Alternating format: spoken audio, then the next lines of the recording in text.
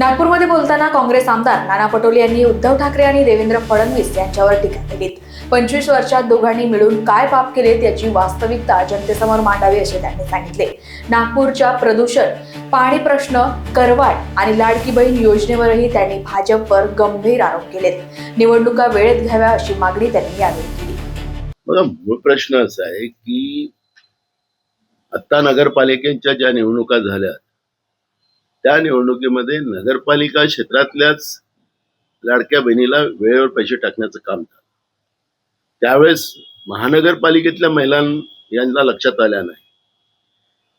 याचा अर्थ राज्यातलं फडणवीस सरकार लाडक्या बहिणीला त्या 1,500 रुपयाचं तिच्या खात्यावर शेवटच्या दिवशी पैसे टाकून मतदानाला प्रलोभन देतात आहे का, पैशाने त्याला विकत घेण्याचा प्रयत्न करताय का, असं चित्र आपल्याला पाहायला मिळत आहे।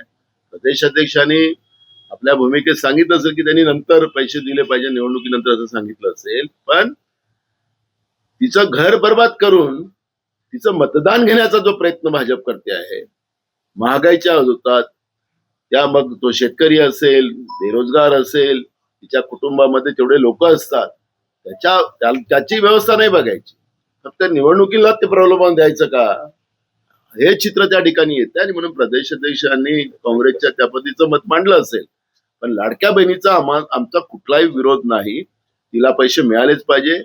यांनी 2100 सांगितले होते, ते 2100 द्यावेत, आम्हाला काही त्याचा विरोध करायचं कारण नाही। पण हे जे खोटारडापणा जो महायुतीच्या सरकारचा पाहायला मिळतोय निवडणुकीच्या काळात, त्याच्यावर प्रदेशाध्यक्ष बोलले असतील असं मला वाटतं। Bureau report, Lokvahini media, Nagpur.